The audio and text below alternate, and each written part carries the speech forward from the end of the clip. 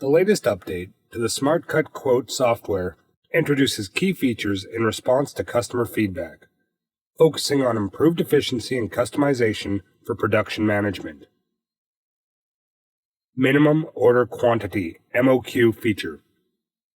This feature enables businesses to set a minimum quantity requirement, adapting pricing strategies for low-volume orders. For example, if the minimum quantity is 30 units and a customer requests 1 unit, the software automatically charges 3 times the standard rate for cutting that part. A sliding scale adjusts the pricing as order quantity increases towards the minimum threshold, ensuring profitability and fair pricing for varying order sizes. Edit material cost. Users can now manually adjust material costs in the software. If the initial calculation requires 3.5 sheets, it can be rounded up to 4 sheets, with the cost evenly distributed among the parts.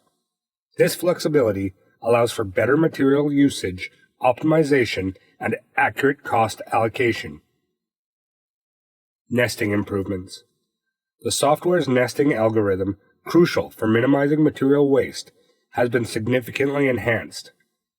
This update speeds up the generation of optimized cutting patterns, increasing productivity and enabling quicker responses to production schedule changes.